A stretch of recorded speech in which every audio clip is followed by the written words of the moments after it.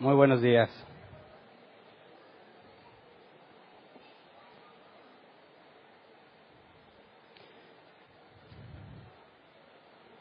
Se ve muy diferente, ¿verdad? Sin las lonitas. Bueno, pues tengo entendido que se están lavando porque ya estaban muy sucias. Y ya vieron el nuevo proyector también. Gracias a Dios al fin. Gracias a los de mantenimiento que estuvieron trabajando ayer por instalarlo. Hoy vamos a continuar nuestro estudio partiendo de lo que vimos la clase pasada. Estamos estudiando el orden de la salvación. El domingo pasado vimos la regeneración. El miércoles vimos fe. Y hoy vamos a ver conversión. El domingo pasado les comenté que algunos ven regeneración y la conversión como si fueran lo mismo, como si fueran sinónimos. Pero son cosas distintas y sobre todo en un orden lógico distinto. Vimos que estábamos en la etapa de lo que sucede después del llamado. Cuando el apóstol Pablo nos dice que a los que eligió, a esos llamó, a los que llamó justificó y a los que justificó glorificó. En la parte de justificó vimos que había 4 pasos simultáneos. La regeneración, la fe, la conversión. Bueno, la fe la voy a quitar porque no estaba en el diagrama, pero ya la estudiamos, era regeneración, conversión, justificación y adopción. Y nosotros llegamos ahí la fe para explicar principalmente que la fe es después de la regeneración, y en el tema de hoy que vamos a estudiar la conversión, también vamos a ver por qué es muy importante la fe antes de la conversión. O sea, la fe está entre la regeneración y la conversión. Ahora, quisiera resumir brevemente lo que vimos el miércoles en cuanto a la fe. Estuvimos estudiando lo que la fe bíblica es y dijimos que fe, partiendo del original en griego, es ser convencido por Dios. Es confiar en Dios, confiar en lo que Él dijo, porque te ha dado razones para confiar en eso. Por consecuencia, no es una fe ciega.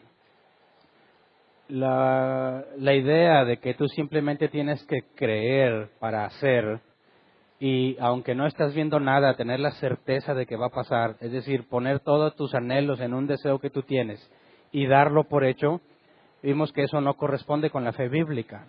La fe bíblica jamás es ciega ni ha sido ciega. Vimos muchísimos ejemplos de cómo Dios te da razones suficientes para creer en Él y, por consecuencia, no puedes generar fe tú mismo. Como si la fe es ser persuadido y convencido por Dios. Tú tenías por así decirlo, tenías una idea y Dios te convence de algo totalmente opuesto. Vimos el caso de Abraham. Abraham ya estaba convencido de que por su avanzada edad y por la avanzada edad de su esposa ya no podrían tener hijos. Y cuando Dios habla con él, en Génesis 15, si no me equivoco, le dice, Abraham le recuerda la promesa de todo lo que iba a hacer con él, y Abraham le dice, pero ¿para qué quiero yo las riquezas? ¿Para qué quiero eso si no me has dado un hijo? Abraham ya estaba seguro de que era imposible que pudiese tener un hijo. Y Dios habla con Abraham y le dice, claro que no. Le habla que salga de su tienda, dice, mira el cielo y mira las estrellas y cuéntalas si es que puedes. Así será tu descendencia. Y dice la Escritura, y creyó Abraham a Dios, y esto le fue contado por justicia. Y vimos que la palabra en hebreo, tanto en griego, habla de confiar, porque tienes razones para confiar. Eres persuadido por medio de argumentos y evidencias. Entonces, si la fe es persuasión, así como en el caso de Abraham vimos después que le pide que lleve animales, Abraham los parte por la mitad, aunque Dios no se lo pidió, vimos que eso implicaba un pacto y que la hornilla o la antorcha que Abraham vio que se movía entre los animales descuartizados era Dios, y Dios hizo un pacto consigo mismo. E hizo ese pacto delante de Abraham para que Abraham confiara en la promesa de Dios. Vimos que muchísimos hombres de la Escritura, casi todos, han pedido una señal a Dios para confiar en lo que Dios les dijo. Cuando Dios habló con Moisés y le dijo que fuese a liberar al pueblo, Moisés le dijo, ¿y qué hago si no me creen? Y Dios no les dijo, no, si no creen entonces no va a pasar, como lamentablemente muchos cristianos piensan. Dicen, si dudas, ya no se va a cumplir aquello que tú te propusiste recibir en fe. Y vimos que cuando Dios le dice a Moisés, vas a tomar vara, aventarla al suelo y se va a convertir en serpiente. Tomas la serpiente por la cola y se va a convertir en vara. Si no te creen, mete la mano a tu costado y sácala y va a estar leprosa. Y luego vuelve a meterla a tu costado, vuelve a sacarla y va a estar limpia. Si no te creen a eso tampoco, entonces agarra agua del Nilo, viértela en la tierra y se va a convertir en sangre. Le da 3 razones. La tercera no se usó cuando Moisés habló con el pueblo, les mostró las primeras 2 señales. La tercera no fue necesaria, pero Dios le dio razones a Abraham y al pueblo para confiar en lo que él estaba haciendo. Gedeón pidió señal, ¿verdad? Muchos en la Escritura han pedido señales y Dios las ha concedido. Jesús en el Nuevo Testamento dijo, si no me creen a mí en lo que digo, crean por las señales. Jesús cuando resucitó de entre los muertos, se apareció a los discípulos, en una ocasión a más de 500 hermanos a la vez, para darles razones para confiar en que había resucitado. Así que la fe bíblica está basada en confianza, en evidencia, en razones suficientes que determinan que esta persona es confiable. En este caso hablamos de Dios. Ahora, es muy importante que lo tengamos en el contexto porque no lo vimos la clase pasada porque dije que lo íbamos a ver hoy. La Biblia también alerta sobre una fe falsa, una fe que no salva. Pero cuando hablamos de fe, hablamos en sentido genérico, no es algo que solamente se puede tener hacia Dios, es decir, no solamente existe la fe en Dios, puedes poner tu fe en muchísimas cosas, puedes poner tu fe en ti mismo. Hay quienes dicen que tienen mucha fe en su equipo de fútbol. Y dices, ¿por qué les tienes tanta fe? Porque yo veo como ellos no me... Bueno, ya hablan de forma muy extraña, esta gente apasionada por el fútbol. Hablan como si su equipo fuese un ente, como si fuese un ser vivo, ¿verdad? O ya nos ha demostrado que puede, ya nos ha demostrado y ya raya algo extraño en la forma en que describen las cosas, pero puedes tener fe en ti mismo, puedes tener fe en tus hijos, puedes tener fe en muchas cosas. Puedes confiar porque tienes buenas razones en cualquier cosa. Muchos confían en sí mismo. Mucha de la motivación actual es confía en ti mismo. Muchos de los cristianos le dicen a otros cristianos confíen en sí mismos. Pero la Biblia es clara en que la confianza que tú puedas tener aún en Dios puede ser falsa. Pero ¿cómo sabemos si la fe que tienes es falsa? Bueno, para empezar, si tú dices que confías en Dios, tienes que conocer que hay un Dios, ¿verdad? Tienes que tener el conocimiento. Es decir, yo sé que hay un Dios, tengo esa información. Luego tienes que afirmar que eso es verdadero, tienes que admitir. Es decir, yo creo que hay un Dios, sé en cuanto a conocimiento que hay un Dios y yo creo que eso es verdadero. Yo admito que realmente hay un Dios. Pero si alguien tiene fe hasta ese punto, tiene la misma fe que un demonio tiene. Dice, los demonios creen, y en la misma palabra de fe, los demonios creen y tiemblan. Así que, ¿cuál es la diferencia entre la fe de un demonio y la fe genuina? Hay 2 cosas que tenemos que considerar. Número 1 es que tienes que confiar en lo que Dios dijo. Ahora, ¿un demonio puede confiar en lo que Dios dijo? Bueno, ¿qué es lo que Dios dijo en cuanto a los demonios? Que van a ser echados al lago de fuego. ¿Qué es lo que Dios dijo en cuanto a sus elegidos? Que serán glorificados. Ahora, ¿puedes tú confiar en lo que Jesús dijo? Si aún dices, sí confío en lo que Dios dijo, aún así no tenemos todos los elementos para considerar una fe genuina. Nos falta uno más. Y el propósito de entender la fe genuina tiene que ver con entender lo que es la conversión. Cuando hablamos de conversión, vamos a Efesios 2:10. Nos dice, en pocas palabras, qué es la conversión, sin mucha información teológica. Dice Efesios 2:10, porque somos hechura de Dios, creados en Cristo Jesús para buenas obras, las cuales dispuso de antemano a fin de que las pongamos en práctica. Ahora, ¿aquí está hablando de todo el mundo? Claro que no, ¿verdad? Está limitándose a aquellos que son hechura de Dios, que Dios los hizo. ¿De quiénes está hablando aquí? Dice, somos hechura de Dios creados en Cristo. Esto habla del nuevo nacimiento. ¿verdad? Porque somos hechura de Dios, creados en Cristo Jesús para buenas obras, las cuales Dios dispuso de antemano. Eso nos debe llevar a recordar la elección y la predestinación, ¿verdad?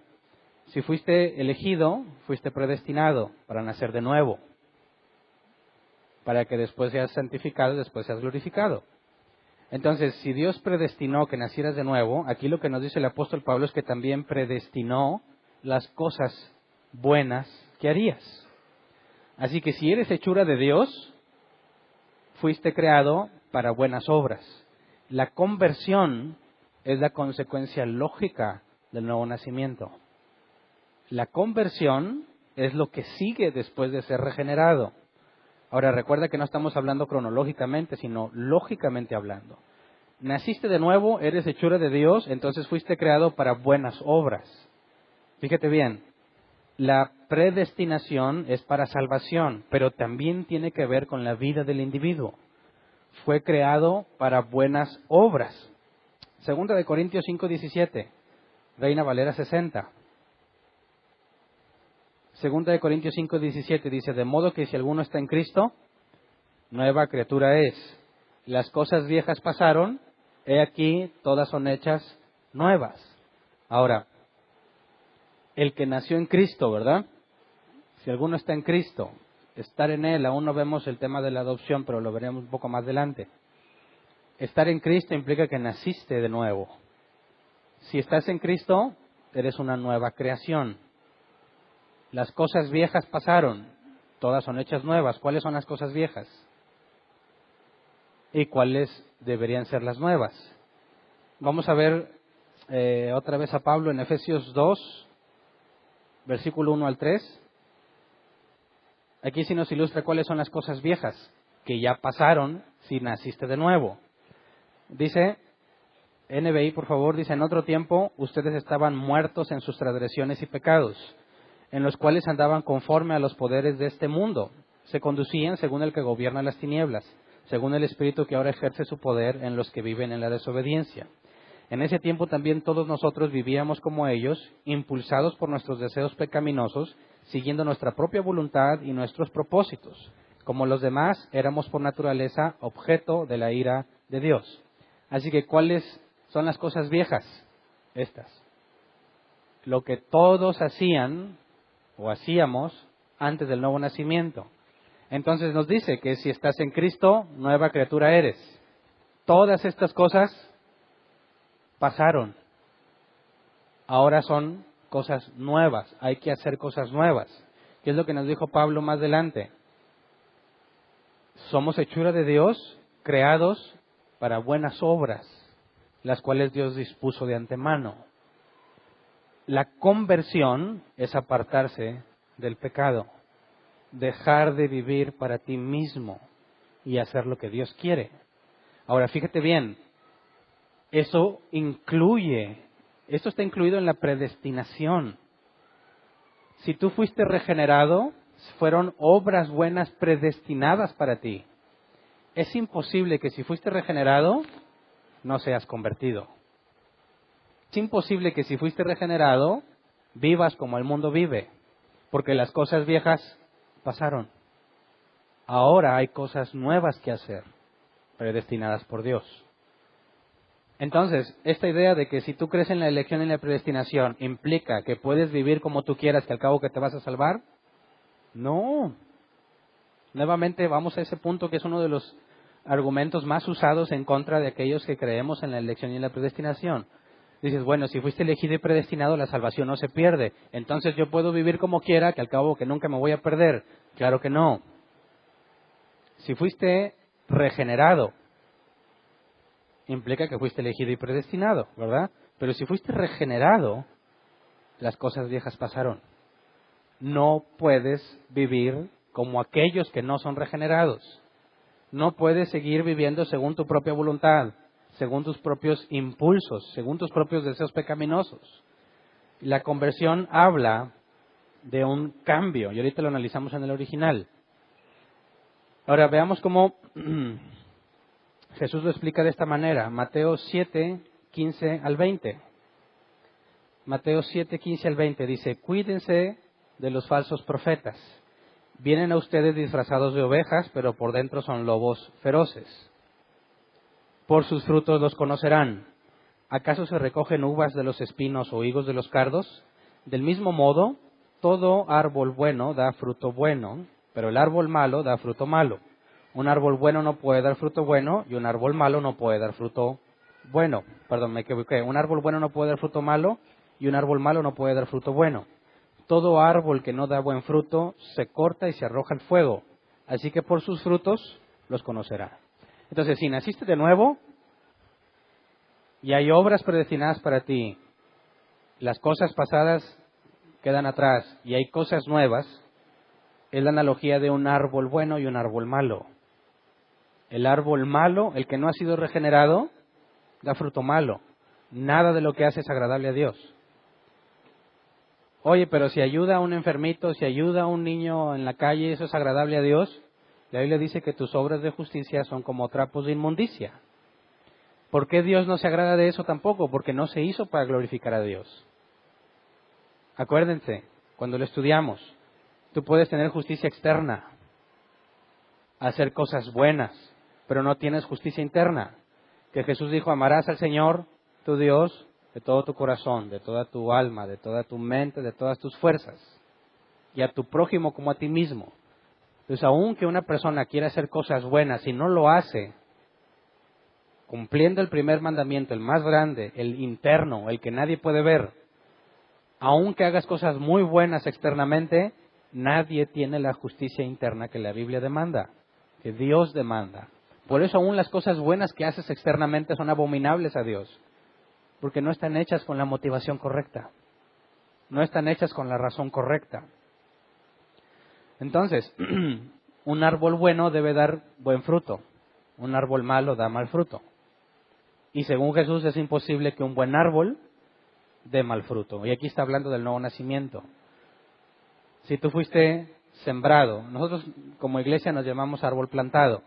¿Alguien sabe por qué? El Salmo 1, ¿no? Serás como árbol plantado junto a corrientes de agua. La palabra plantado en hebreo debería traducirse como trasplantado. No nada más plantado como si hubiese sido nuevo, no, trasplantado. Estabas en un lugar, fuiste movido a otro.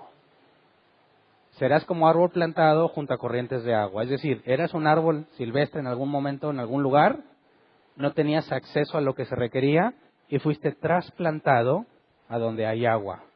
Da su fruto a su tiempo, su hoja no cae, todo lo que hace prospera. Da su fruto a su tiempo. Ahora, este árbol está provisto de cosas que antes no tenía. Jesús nos dice, hay árboles buenos, hay árboles malos, y no puedes esperar cosas ilógicas al respecto. No puedes esperar higos de las plantas que no son higos, de los que dan espinas. No puedes esperar un mal fruto de un higo. Es cuestión de congruencia, de lógica. Por eso el que fue regenerado, el que nació de nuevo, es imposible que viva como antes vivía. Tenemos que hablar de un cambio totalmente radical. Veamos cómo lo expresa Pablo. Romanos 6, versículos 6 al 7. Romanos 6, 6 al 7 dice, sabemos que nuestra vieja naturaleza fue crucificada con Él para que nuestro cuerpo pecaminoso perdiera su poder, de modo que ya no siguiéramos siendo esclavos del pecado, porque el que muere queda librado del pecado. Pablo usa esta analogía entre vieja naturaleza, ¿verdad? Vieja y nueva naturaleza. Versículo 11 al 13. De la misma manera también ustedes considérense muertos al pecado, pero vivos para Dios en Cristo Jesús. Por lo tanto, no permitan ustedes que el pecado reine en su cuerpo mortal, ni obedezcan a sus malos deseos. No ofrezcan los miembros de su cuerpo al pecado como instrumentos de injusticia. Al contrario, ofrézcanse más bien a Dios como quienes han vuelto de la muerte a la vida, presentando los miembros de su cuerpo como instrumentos de justicia. Así que Pablo habla de un cambio totalmente radical. Vieja naturaleza y nueva naturaleza. Ya no eres esclavo del pecado en la regeneración. Así que si ya no eres esclavo del pecado, ahora puedes hacer lo que es agradable a los ojos de Dios, porque su Espíritu Santo mora en ti y Él te guía a todo lo que es correcto. Y cuando tú haces algo bueno, lo hiciste por la guianza del Espíritu Santo. Y eso es agradable a Dios. Dios se complace en sus hijos. ¿Me explico? No se complace en la justicia externa del impío, porque no lo hace para Dios. Ahora, Efesios 2, 22 al 24. Efesios 4, 22 al 24. Dice, con respecto a la vida que antes llevaban, se les enseñó que debían quitarse el ropaje de la vieja naturaleza, la cual está corrompida por los deseos engañosos, ser renovados en la actitud de su mente y ponerse el ropaje de la nueva naturaleza, creada a imagen de Dios en verdadera justicia y santidad. Nuevamente la analogía es clara. Deja de hacer lo que antes hacías, porque eres nueva creación. Entonces, conversión es apartarse del pecado. Pero no nada más eso. No nada más es apartarse del pecado, sino vivir según Cristo. ¿Me explico? No nada más es separarse del pecado. Porque si tú naciste de nuevo, eres una nueva creación y hay cosas buenas que debes de hacer, predestinadas. Si tú eres un árbol bueno, tienes que dar buen fruto. Entonces no nada más es que ya no doy mal fruto, tengo que dar buen fruto. Si un árbol que supuestamente debe dar buen fruto, que es un higo, y no da higos, Jesús dijo, será cortado y echado fuera. Así que no nada más es dejar de pecar, es seguir a Cristo. Seguir a Cristo implica lo que Jesús dijo, Mateo 16, 24. Luego dijo Jesús a sus discípulos, si alguien quiere ser mi discípulo, tiene que negarse a sí mismo, tomar su cruz y seguirme. Dejar de pecar es negarse a sí mismo, ¿verdad? Porque dice que las cosas viejas, lo que hacíamos antes de nacer de nuevo, es hacer lo que nosotros queremos.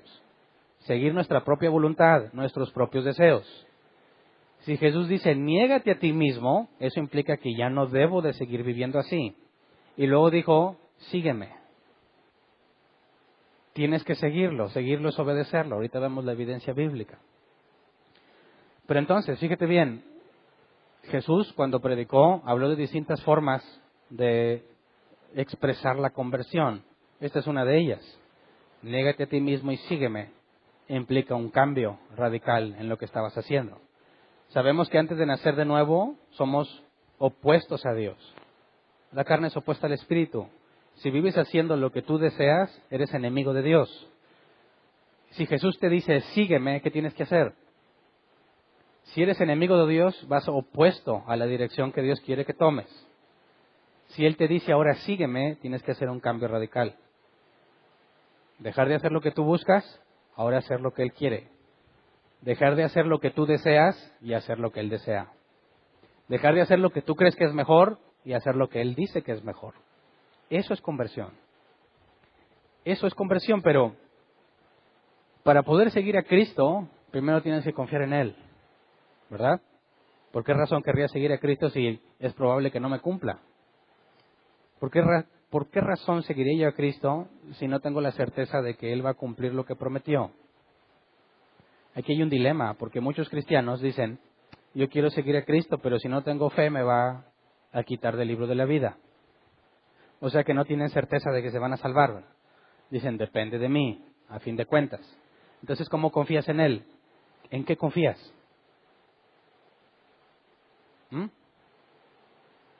Dicen, espérate, Él ya me salvó, pero ahora me tengo que portar bien. Si no me porto bien, me va a condenar.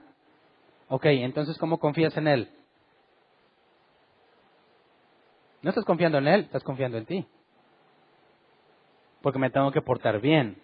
Y si me voy a salvar, me tengo que portar bien. Así que tienes que depositar tu confianza no en Cristo, porque dicen, Él ya hizo todo lo que pudo. Ahora corresponde a mí. Entonces tienes que depositar tu confianza en ti mismo, en que te vas a portar bien, para poder decir que andas en los caminos de Dios. Pero eso es falso. Si tú vas a seguir a Cristo, tienes que confiar en Él. En que Él es fiel para mantenerte en pie. En que Él es fiel, cuando dice la Escritura, es fiel el que prometió. A los que eligió, a esos llamó. A los que llamó, justificó. A los que justificó, glorificó. La confianza depositada en Cristo, es decir, yo no creo en mi propia justicia, porque me conozco. porque sé que yo soy malo. Si la salvación dependiese de mí, no me salvo. Incontables veces pecamos, todos los días. ¿Bajo qué criterio puedes pensar que mantienes tu salvación? Tendrías que inventártelo uno. Tendrías que inventarte un criterio donde tú salgas favorecido. Decir, bueno, pues si yo no soy como estos secuestradores y quieres ponerle un nivel allá más bajo. Yo no soy así, yo voy bien. No, el estándar es Cristo. ¿Cómo eres comparado con Cristo? Estás en el hoyo, estás perdido. Por más que te esfuerces, jamás vas a poder ser como Cristo. Todo el día, todos los días de tu vida, es imposible. Seguirlo a Él implica confiar en Él. Por eso es que antes de la conversión tiene que haber fe. Pero no puedes tener fe si no hubo regeneración. ¿Me explico? Si tú no participaste en tu nuevo nacimiento, ¿verdad? Como ya lo estudiamos, tú no apoyaste a Dios, no trabajaste en equipo con Dios para nacer de nuevo. Una vez que naciste de nuevo, te recibes fe. La fe también es un don, como el nuevo nacimiento. Así que si recibiste fe, ahora va a haber conversión, ¿tú la haces la conversión o se te regaló? ¿Tú te convertiste o Dios te convirtió? Sigue siendo un regalo. Aún la conversión es un regalo, porque lo primero que requieres para convertirte es fe, pero no puedes tener fe si no fuiste regenerado. No vas a ser regenerado si no eres llamado, y no vas a ser llamado si no fuiste elegido. Sigue siendo obra de Dios, ¿verdad? Pero entonces, cuando hablamos de la conversión, hablamos de un giro total. Dejo de hacer lo que hacía. Ahora me baso en lo que Cristo ha dicho. Ahora me baso en su estándar. Lo que antes para mí era aceptable ya no es. Lo que antes para mí era deseable ya no. Las cosas buenas que yo podía haber hecho, que me hacían sentir bien, las tengo que desechar por completo. Tengo que hacer lo que Cristo dice. Pero para hablar de conversión, ya sabemos que necesitamos fe. Pero hay un punto antes de la conversión, después de la fe, que se llama arrepentimiento. Que en nuestro idioma, arrepentimiento lo asociamos con un malestar interno. Cuando me duele lo malo que hice, decimos me siento arrepentido. Pero eso es un grave error. Cuando la Escritura habla de arrepentimiento, no habla de sentimientos. No hay sentimientos en el arrepentimiento bíblico. Viene la persona que ofende y dice, perdóname porque estoy arrepentido. ¿Cómo puedes saber si es cierto? Dicen, mira cómo llora. No son lágrimas de cocodrilo. Se ve que le duele. Seguro está arrepentido. Eso no es bíblico. Eso no es bíblico. Si vamos a hablar de conversión, tienes que hablar de arrepentimiento. Y el arrepentimiento es algo que Jesús predicó como un requisito indispensable para la salvación también. Vamos a Mateo 4:17. Dice, desde entonces comenzó Jesús a predicar, arrepiéntanse porque el reino de los cielos está cerca. Y ese es el mismo mensaje que Juan el Bautista predicó, ¿verdad? Arrepiéntanse. Aquí la palabra arrepiéntanse, metanoeo. Pensar diferente después de estar con algo o con alguien. Se compone de dos palabras, meta y nous. Tenemos una palabra que quizás todos conocemos que empieza con meta, metamorfosis. Todos conocemos esa palabra, ¿verdad? Meta y morfosis. Normalmente el ejemplo más claro de una metamorfosis es una mariposa, que el primero era una oruga y luego se convierte en mariposa. Metamorfosis habla de un cambio de forma. Metanoeo habla de un cambio de mente. Cambiar tu manera de pensar, cambiar tu mentalidad. Jesús dijo, arrepiéntanse, porque el reino de los cielos se ha acercado. Cambia tu manera de pensar. Fíjate que no les está pidiendo que sean convertidos, ¿eh? Lo primero que les está pidiendo es cambia tu manera de pensar. De arrepentimiento y conversión no es lo mismo. Sin embargo, son inseparables. No puedes hablar de un genuino arrepentimiento si no hay conversión. Y no puedes hablar de conversión si no hubo arrepentimiento. No son lo mismo, pero son unidos. El arrepentimiento es un acto y un proceso que sucede en nuestra mente. Algo que nos lleva a comprender, algo que nos lleva a entender.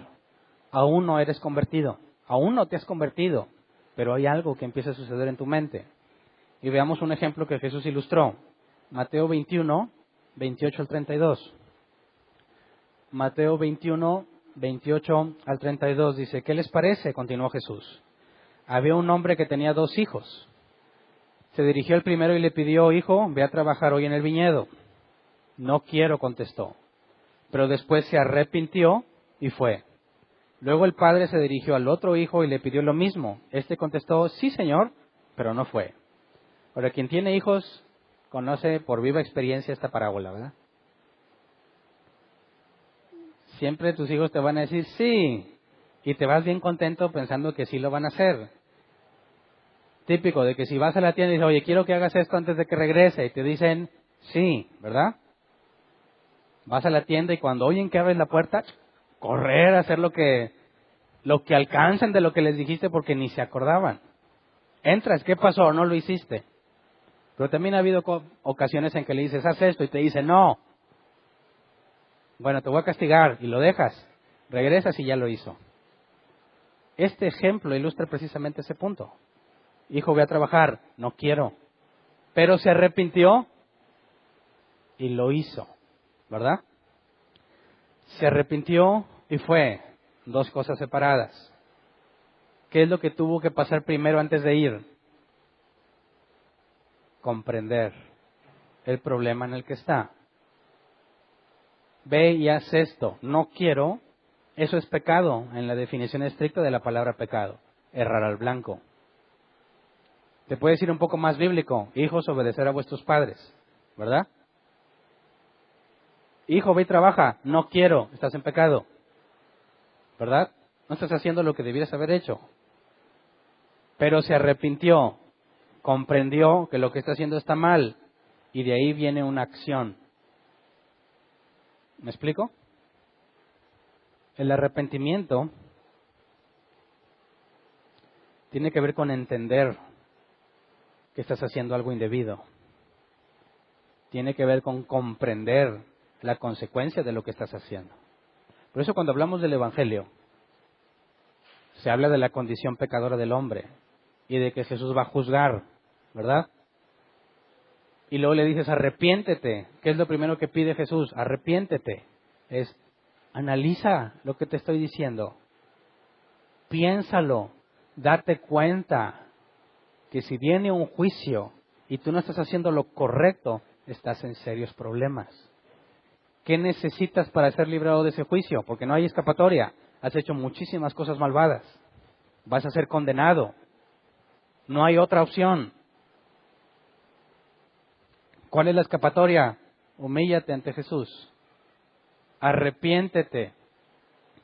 Pero no nada más arrepentimiento. Ahorita vemos un ejemplo donde se pide también la conversión. Pero lo primero que se solicita es que entiendas. Pero igual, ¿cómo vas a entender si no has nacido de nuevo? Al hombre natural, leímos hace unas clases, le es imposible comprender las cosas de Dios. No las puede discernir. Cuando tú le pides a alguien que se arrepienta, ¿quién es el único que va a captar en su mente el problema del pecado? El que nació de nuevo. Y si realmente se arrepintió, si realmente entendió, la consecuencia es la conversión. La conversión tiene que ver con hechos. El arrepentimiento tiene que ver con tu mente. ¿Me explico? Entonces, ¿qué tal si llora mucho? Dice, perdóname porque estoy arrepentido, y llora y llora y llora. ¿Realmente se arrepintió? ¿Cómo puedes saberlo? ¿Cuántos llorones hay? ¿Cuántas lloronas hay? Lloran por lo que sea. Lloran con tal de conseguir lo que sea. ¿Tú piensas que porque alguien llora está arrepentido? No. Dicen, es que me duele lo que hice. Bueno, ¿piensas que porque le duele está arrepentido? No.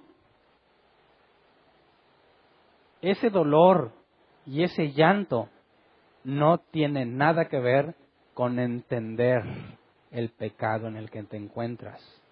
Y si realmente crees que hay un Dios y te das cuenta que estás en pecado, ¿cuál es la conclusión lógica?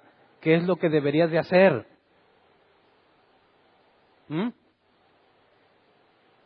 Dejar de hacerlo. Solamente si naciste de nuevo. Fíjate bien, esto es muy importante. Pablo nos dijo, tienes una nueva naturaleza, ya no eres esclavo del pecado. Ya no eres esclavo del pecado. Ahora puedo hacer lo correcto. Antes era imposible. Ahora lo puedo hacer. Entonces, si yo me doy cuenta, si me arrepiento, si sé que hice algo incorrecto, si se me concedió entender el problema en el que estoy, ¿qué debo de hacer? Dejar de hacerlo. Si eres nacido de nuevo, vas a dejar de hacerlo. No hay nada que impida que lo dejes de hacer. Ya no eres esclavo del pecado. Cuando la gente, el pueblo de Israel, fue llorando con Samuel, buscamos a Dios, estamos arrepentidos. Lloró todo el pueblo ante Samuel. ¿Qué les dijo Samuel? No vengan aquí a llorar. Vayan a sus casas, quiebren los ídolos y entonces vienen a buscar al Señor. ¿Me explico? ¿Entiendes la diferencia? Tienen sus ídolos en su casa y van y lloran, estoy arrepentido de tener ídolos. Entonces no seas absurdo. Si realmente estás arrepentido de tener ídolos, ¿qué hubieras hecho con los que tienes en tu casa antes de venir a llorar? Quebrarlos, deshacerte de ellos. ¿Verdad?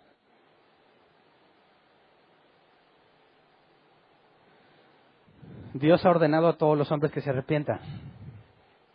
Hechos 17:30. Pues bien, Dios pasó por alto aquellos tiempos de tal ignorancia, pero ahora manda a todos, en todas partes, que se arrepientan. ¿Qué pasa si no se arrepienten? Según Jesús, sin arrepentimiento no hay perdón de pecados. Lucas 13:5-9. Les digo que no. De la misma manera, todos ustedes perecerán a menos que se arrepientan.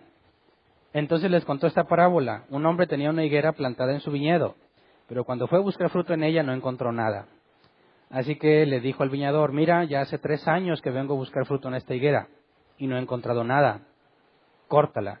¿Para qué de ocupar terreno? Señor, le contestó el viñador, déjele todavía por 1 año más para que yo pueda cavar a su alrededor y echarle abono. Así tal vez en delante dé fruto. Si no, córtela. Entonces tú puedes decir, oye, yo sé que soy pecador, me duele lo que hice, pero no puedo dejar de hacer lo que hacía. No puedo. Es que me gusta tanto. No puedo dejar la tomada. No puedo dejar los vicios. No puedo dejar de mentir. No puedo dejar de buscar mujeres, hombres.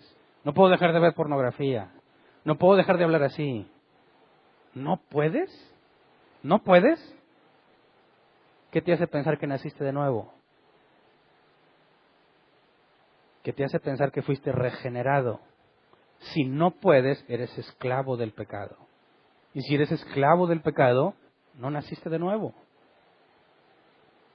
¿Me explico? La perspectiva bíblica del arrepentimiento es una perspectiva fría. Fría. Perdóname.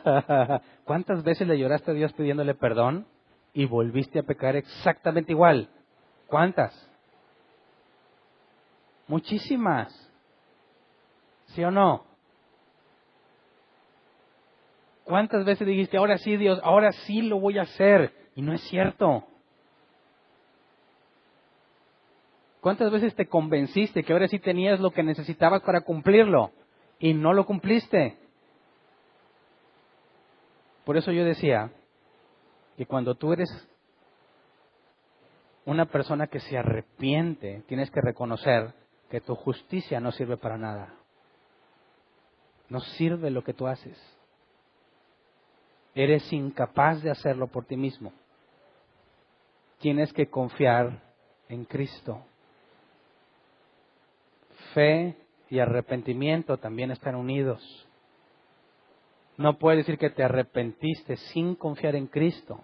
Porque cuando yo me arrepiento de un pecado, tengo que decir, Señor, sé que para mí es imposible dejar de pecar. Pero tú pagaste en la cruz. Tú me diste una nueva naturaleza. Tú me vas a sostener. Fiel es el que los llamó, dijo Judas, para mantenerlos sin mancha. Por eso hay mucha gente que piensa que se arrepintió, pero no hay fruto. Van a ser cortados. Está inutilizando el espacio. Está estorbando. ¿Cuánta gente se siente en las iglesias y nomás estorba? Porque no hace nada. Dice, sí, ya tengo el conocimiento. Estoy de acuerdo y afirmo que es verdadero. Y hasta ahí llegan. Saben que hay un Dios, saben lo correcto, pueden tener la mejor doctrina que puedas tener. Puedes decir, esto es verdad. Yo creo en las doctrinas de la gracia. Ok. ¿Qué sigue? ¿Qué sigue? Muéstralo con tus obras. ¿De qué te sirve creer si no haces nada? Por eso no podemos hablar de cristianos fríos. Es cristiano, pero ahorita anda mundano. ¿Cómo? ¿Es una contradicción lógica? ¿Puede el buen árbol dar mal fruto? ¿Puede? ¿Es imposible? Pero Jesús dijo, imposible es que no vengan tropiezos. Nos seguimos equivocando. ¿Cuál es la diferencia entonces entre el convertido y el que no? La Biblia dice que el que nació de nuevo no practica el pecado. Una cosa es tropezar y otra cosa es practicarlo. Una cosa es que digas, ¿sabes qué? No tuve control de la situación, caí. Y otra cosa es que digas, hoy en la noche caigo. ¿Me explico? ¿Entiendes la diferencia? Una cosa es que digas, es que me permití muchas cosas, tropecé, y otra es que, mira, voy acomodando así las cosas, ¿verdad? Hago esto y me aseguro esto y ahora sí, al cabo después me arrepiento. Eso es practicarlo. Eso no es un tropiezo. La maldad necesaria para planear tu pecado y consumarlo habla terriblemente en contra de lo que un hijo de Dios debe ser. Pero fíjate lo que Pedro dice. Hechos 3:19, Reina Valera 60. Dice, así que arrepentíos y convertíos, para que sean borrados vuestros pecados, para que vengan de la presencia del Señor tiempos de refrigerio. Arrepentíos y convertíos, cosas separadas, pero tienen un orden lógico. Primero te arrepientes, luego te conviertes. Arrepentíos es metanoeo, lo que ya vimos, un cambio en la mente. Y convertíos es epistrefó, volverse, cambiar de dirección, convertirse en algo nuevo. Entonces el primer paso que sucede en la vida de alguien que es convertido es que entendió el problema, entendió su condición, entendió que lo está haciendo mal. Para eso se requiere la información. ¿Qué es lo que ha dicho Dios? ¿Qué es lo que estás haciendo tú? Cuando Jesús dijo que no ames el dinero, no puedes servir a Dios, no puedes servir a Dios y buscas las riquezas, no puedes servir a dos señores. O es Dios o es las riquezas. La Biblia dice que algunos que estaban ahí se burlaron de Jesús porque amaban el dinero. Y eso es precisamente cuando alguien escucha la verdad bíblica, están esas dos opciones. Alguien se puede reír y decir, qué tonto. En el caso de ese ejemplo dirían, ¿cómo que Jesús no quiere dinero? ¿Qué clase de persona no quiere dinero? Es absurdo. Y otro examinaría en su corazón, es cierto, le he dedicado más tiempo a las cosas de este mundo que a Dios. ¿Quién se arrepiente? Hasta ahí hay un cambio en la mente. Espérame, Esto no es absurdo. Esto lo entiendo. He estado haciendo las cosas mal. No he estado haciendo lo que Dios me ha pedido. ¿Qué sigue después del arrepentimiento? Conversión. Voy a dejar de hacer lo que estoy haciendo y voy a hacer lo que Dios me pidió. Pero si no hay conversión, ¿cómo sabes que alguien se arrepintió? De hecho, si no hay conversión, no hubo arrepentimiento. Por eso es que para saber si alguien se arrepiente no son necesarias las lágrimas ni el dolor que sienta en su corazoncito, sino evidencia. Evidencia. Si él entiende que lo que hizo está mal, ¿por qué lo sigue haciendo? ¿No entendió nada? El arrepentimiento, dice Romanos 12:2. Romanos 12:2, no se amolden al mundo actual, sino sean transformados mediante la renovación de su mente. Así podrán comprobar cuál es la buena voluntad de Dios. Bueno, la voluntad de Dios buena, agradable y perfecta. Transformados mediante la renovación de su mente. La renovación es el nuevo nacimiento. La renovación en la mente es el arrepentimiento. No puedes hablar de regeneración sin fe, sin arrepentimiento, sin conversión. Son cosas inseparables. Si fuiste renovado, tu mente no es la misma. Y eso te llevó a una transformación. Así que, cuando alguien es regenerado, sus afectos cambian. Sus afectos. ¿Qué es lo que le agrada? Es muy fácil ver ese cambio. Si estabas en el mundo, te agradan las cosas del mundo. Si naciste de nuevo, eso ya no es agradable. Si te deleitabas en la pornografía y naciste de nuevo, la aborreces. No dices, no, espérate, Hernán, es que hay que ir gradual. Cada vez voy a ver menos. ¿Cómo? Si eres una nueva creación y las cosas viejas pasaron, ¿por qué un cambio gradual si fuiste instantáneamente transformado? Si antes amabas ciertas cosas, ya no las amas de manera instantánea, ya no las quiero. Las emociones, lo que antes te alegraba ya no te alegra. Me acuerdo muchísimo de esos ejemplos. El grupo de amigos con el que yo frecuentaba antes de ser cristiano, que traté de mantener después de cristiano, me ilustraban mucho este tipo de cosas. Una frase que había entre ellos y que hay entre muchísimos mexicanos, dice, mira, yo tengo un trabajo donde no hago nada y me pagan. Y lo decían con orgullo. Ya no, mira, yo hago esto menos que tú y como que me pagan. Y se presumían uno al otro a ver quién hacía menos y le pagaban por eso. Y dices, qué absurdo.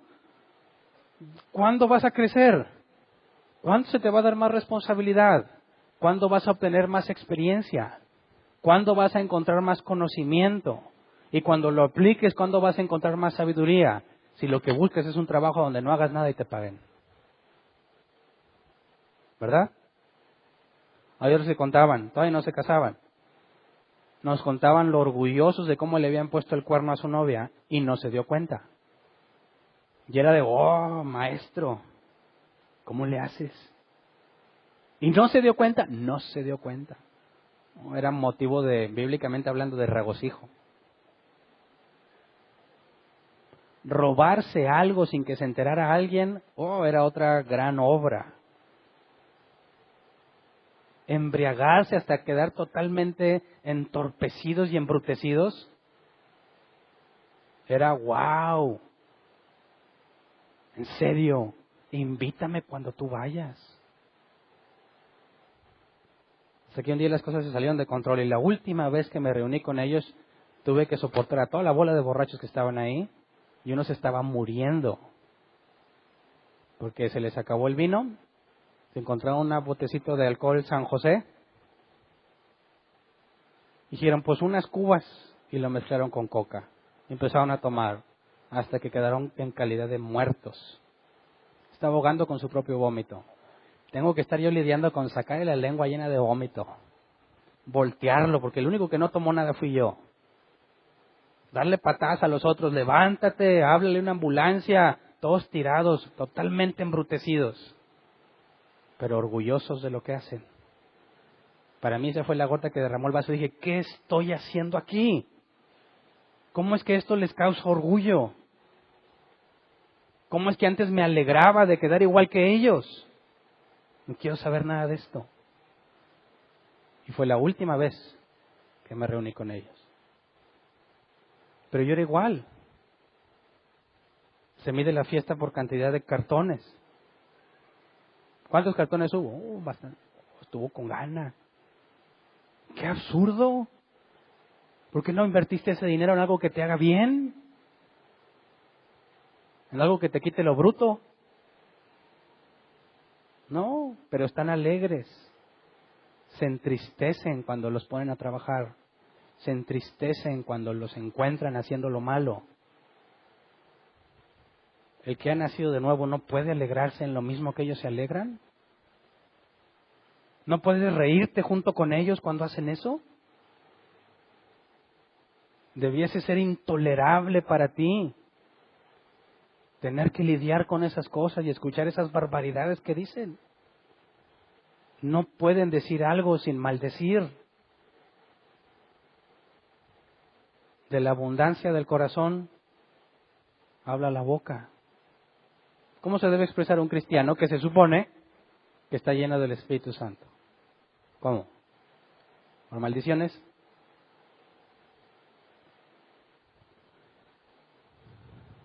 Tus deseos cambian. Ya no deseas lo que antes deseabas. Ahora tu deseo es distinto. Ya no busco nada más divertirme. Yo quiero hacer algo por Dios. Ya no me interesaba ir a las fiestas y enséñenme la Biblia. Oye, vámonos al antro, vámonos a bailar. Eso es pérdida de tiempo para mí. Yo quiero conocer a Dios. Las cosas que antes deseabas ya no las deseas. Tu voluntad cambia. Aquí hablo de prioridades. ¿A qué le vas a dedicar más tiempo?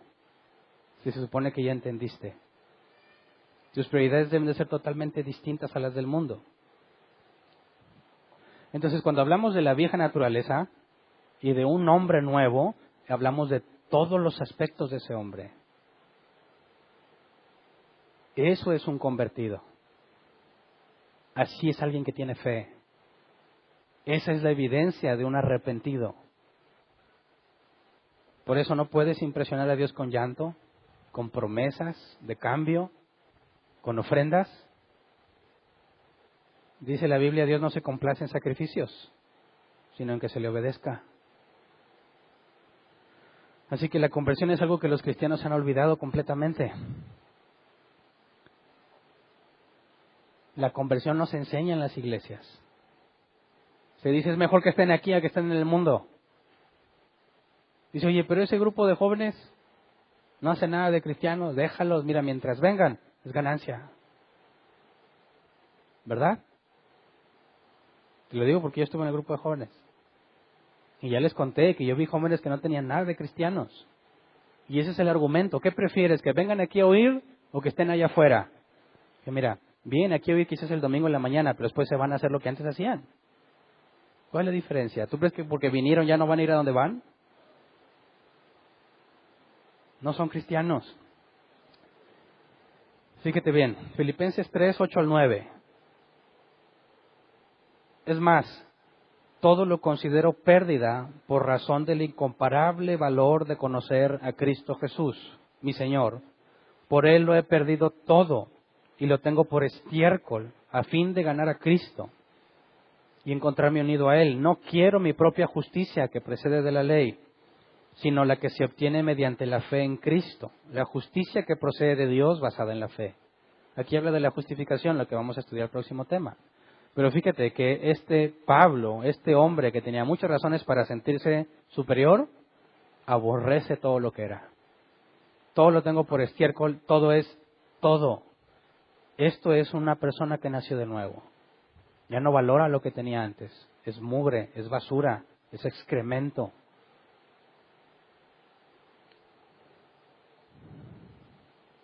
Hechos 26:20. Pablo predicando el Evangelio dice el contrario, comenzando con los que estaban en Damasco, siguiendo con los que estaban en Jerusalén y en toda Judea, y luego con los gentiles, a todos les prediqué que se arrepintieran y se convirtieran a Dios y que demostraran su arrepentimiento con sus buenas obras. La conversión es la prueba de arrepentimiento. ¿Verdad? Así que, muchachas, no le crean al llorón. Hombres, no le crean a la llorona.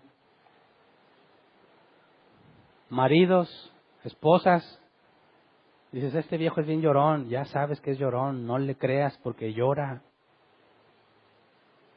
Es que me trajo mariachi, es que me trajo flores, es que ahora sí se bañó. ¿Eso qué? Dame evidencia. Evidencia o no entendiste nada. Llora lo que quieras, ora lo que quieras, lee la Biblia todo lo que quieras, pero si no hay buenos frutos en ti, te engañas a ti mismo.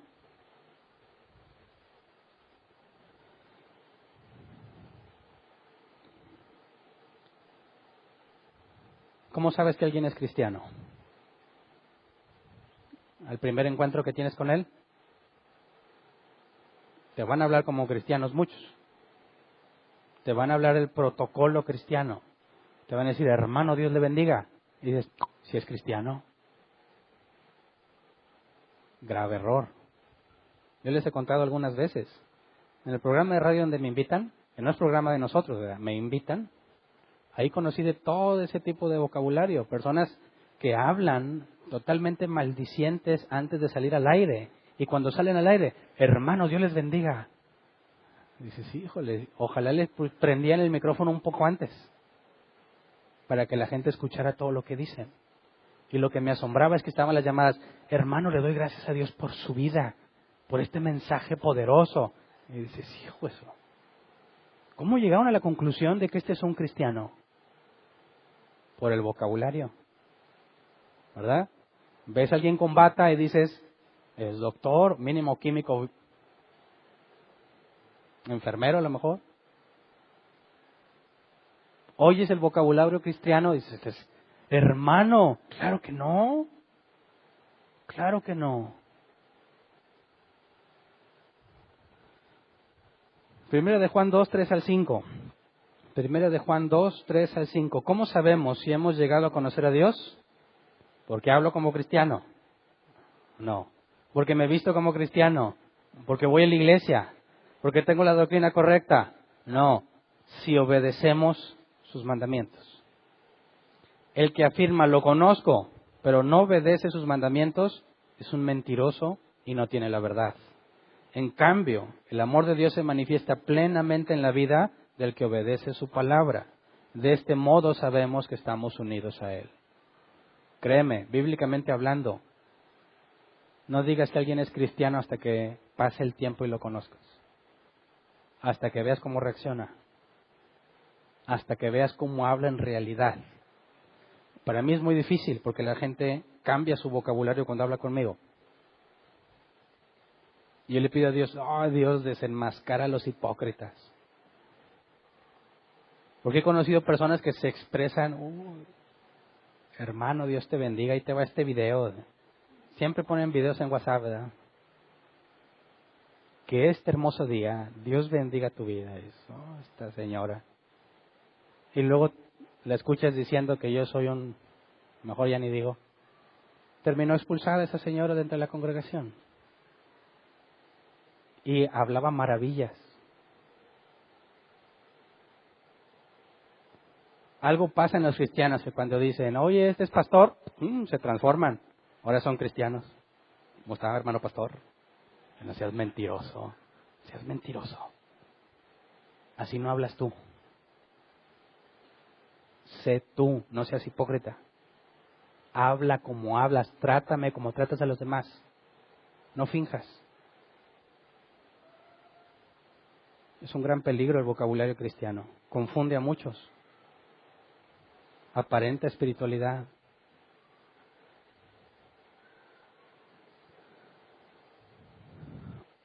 Mateo 7:21, no todo el que me dice Señor, Señor, entrará en el reino de los cielos, sino solo el que hace la voluntad de mi Padre que está en el cielo.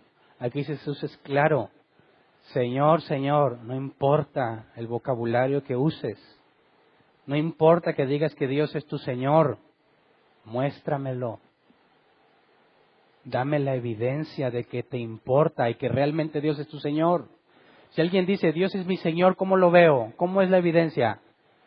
Porque la palabra Señor, kurios, en griego, implica que es tu amo y que tú eres su siervo, esclavo, comprado por Él, haces lo que Él te pide. Entonces, Jesús es mi Señor, ¿cómo se demuestra?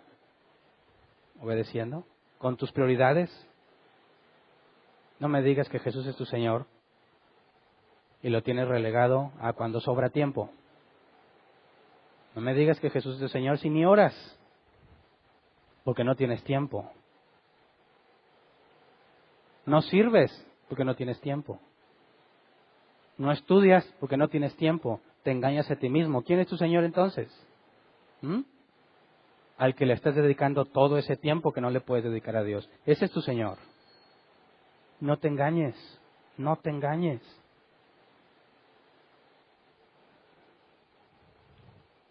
Así que, ¿cómo sabemos quién tiene fe verdadera? ¿Cuál es la fe falsa? Dice, yo sé que soy salvo por Jesús. Ok.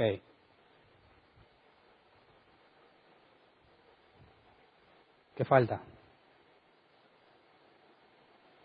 Puedo darte un beneficio de la duda. A lo mejor es cierto. Pero ¿qué tengo que ver? ¿Qué es lo que todo cristiano debe de ver entre los demás? Unos a otros. ¿Qué se tiene que ver? Las obras. Santiago 2, 14 al 26. Dice, hermanos míos, ¿de qué le sirve uno alegar que tiene fe si no tiene obras? ¿Acaso podrá salvarlo esa fe? Supongamos que un hermano o una hermana no tiene con qué vestirse y carece de alimento diario, y uno de ustedes le dice que le vaya bien, abríguese y coma hasta saciarse, pero no le da lo necesario para el cuerpo. ¿De qué le servirá esto? Así también la fe por sí sola, si no tiene obras, está muerta. Sin embargo, alguien dirá, tú tienes fe y yo tengo obras. Pues bien, muéstrame tu fe sin las obras y yo te mostraré la fe por mis obras. ¿Tú crees que hay un solo Dios? Magnífico. También los demonios lo creen y tiemblan. ¡Qué tonto eres! ¿Quieres convencerte de que la fe sin obras es estéril? ¿No fue declarado justo nuestro padre Abraham por lo que hizo cuando ofreció sobre el altar a su hijo Isaac? ¿Ya lo ves? Su fe y sus obras actuaban conjuntamente y su fe llegó a la perfección por las obras que hizo. Así se cumplió la escritura que dice, le creyó Abraham a Dios y eso se le tomó en cuenta como justicia. Y fue llamado amigo de Dios. Como pueden ver, a una persona se le declara justa por las obras y no solo por la fe.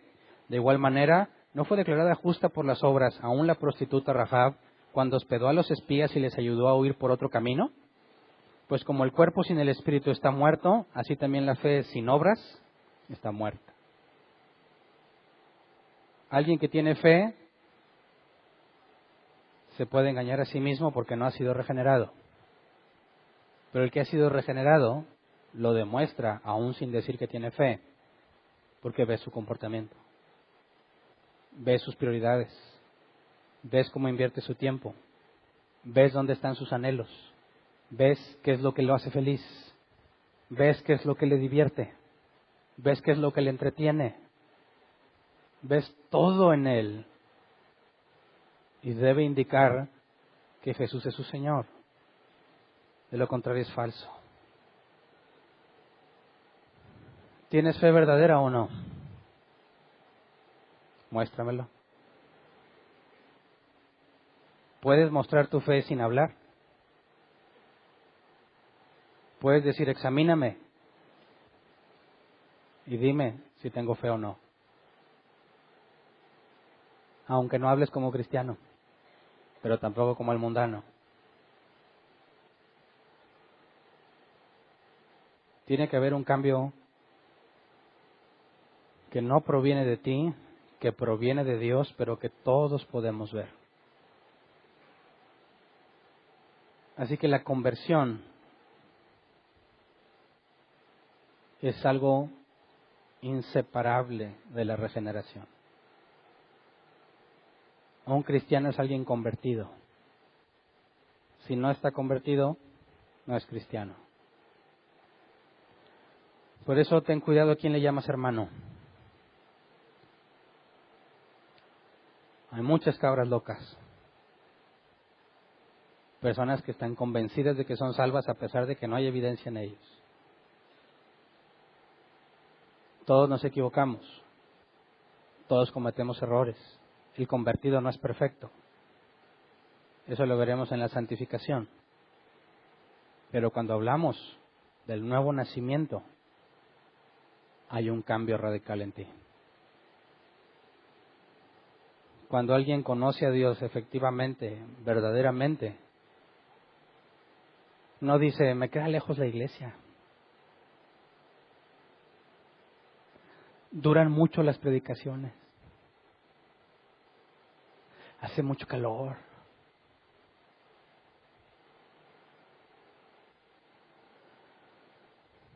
Toda su prioridad está en conocer a aquel que lo salvó.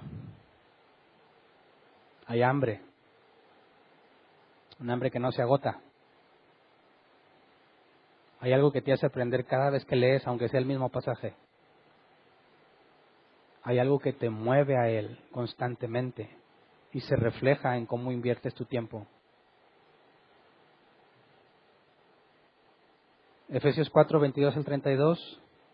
Con respecto a la vida que antes llevaban, se les enseñó que debían quitarse el ropaje de la vieja naturaleza, la cual está corrompida por los deseos engañosos, ser renovados en la actitud de su mente y ponerse el ropaje de la nueva naturaleza, creada a imagen de Dios, en verdadera justicia y santidad. Por lo tanto, dejando la mentira, hable cada uno a su prójimo con la verdad, porque todos somos miembros de un mismo cuerpo. Pausa. Hable cada uno a su prójimo con la verdad, porque todos somos miembros de un mismo cuerpo. ¿Aquí quién es el prójimo? ¿Cualquier persona de la calle? No, la iglesia. Los hermanos en Cristo, los que somos miembros de un mismo cuerpo. ¿Y cómo se habla la verdad con tu prójimo? Mateo 18, versículo 14 o 15. Si alguien peca contra ti, ve y repréndele estando tú y él solos. ¿Te das cuenta? Ahí se dice la verdad. Quien hace esto tiene evidencia del nuevo nacimiento. No dice, no, pues yo no me meto. Cada quien sus problemas. Yo no soy quien para juzgar. Hay que decir la verdad. No puedo hacer, como dicen, ojo de hormiga y... No, pues quién sabe. Yo no vi, sí viste. Y si no dijiste la verdad, eres cómplice. Versículo 26. Si se enojan, no pequen. ¿Puede el cristiano enojarse? ¿Sí o no? Sí, pero no peques. ¿Puedes enojarte y no pecar?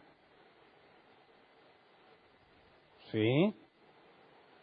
Algo te puede dar mucho coraje y simplemente no haces nada. O haces algo favorable al respecto y no estás pecando. Hay quienes se enojan y empieza a salir, les salen las de antes, dicen, ¿verdad? Les dan un cerrón en la calle y aflora el demonio que llevan dentro.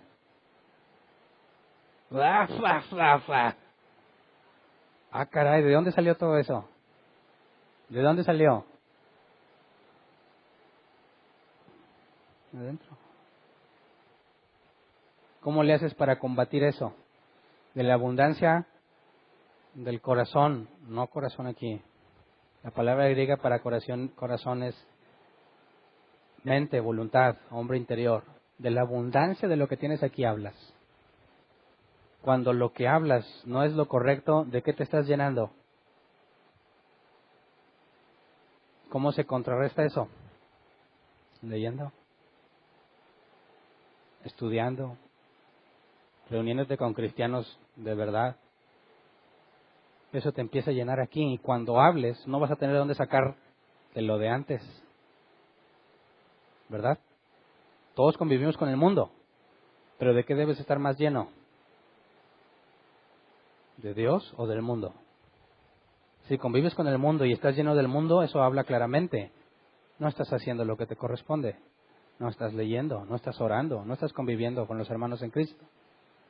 El problema no es el mundo. El problema eres tú, que no estás haciendo lo que corresponde. No permitan que el enojo les dure hasta la puesta del sol. Esto es muy importante, ¿verdad? Estoy enojado. Y se enojó con otro, de seguro. ¿Cuánto te debe durar el enojo? Un día. ¿Por qué? Porque si estoy enojado porque me hicieron algo, no me voy a enojar porque le hice algo malo, ¿verdad? Me enojo porque me hicieron algo, pero yo hablo la verdad, que es lo que debería hacer. Si alguien pega contra ti, ve y repréndele, estando tú y él solos. ¿Cuánto tiempo hay que esperar desde que pasó hasta que hables? Que no se ponga el sol. Ese mismo día, es ya. Si ese día te ofendió, ese mismo día le hablas y le dices, esto me parece que es incorrecto. Fíjate, esto es el trato entre cristianos. Por eso es bien importante cuando alguien dice, oye, es que me la hizo, habla con él. No, yo lo dejo en manos de Dios. Se oye muy espiritual, pero es totalmente satánico. ¿Verdad? Se oye bien espiritual decir, lo dejo en las manos de Dios, pero es satánico, porque va en sentido opuesto a lo que Dios enseña. Es vocabulario cristiano, pero con todo lo opuesto a Dios.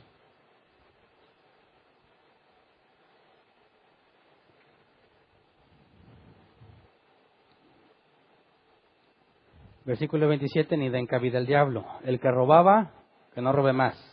O que vaya dejando de robar gradualmente. El que robaba, no robe más.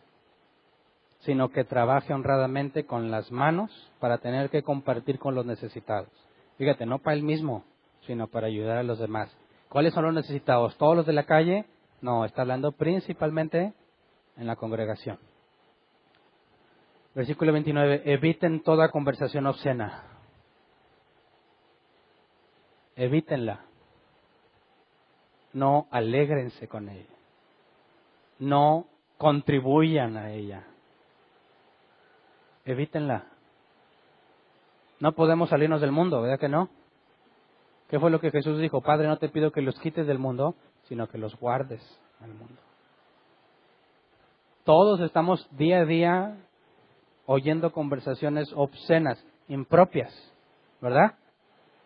Tienes dos opciones. La bíblica, ¿cuál es? Evítala. Ay, qué santurrón. Mis oídos santos no pueden oír eso. ¿Qué dice la Biblia? Evítala. Pero me van a decir que soy bien sangrón. ¿Qué es más importante para ti? Dicen, oye, pero eso estorba el Evangelio. No. Estorba más que tú estés ahí regocijándote en lo que hace. Dicen, mira, así son también los cristianos de albureros,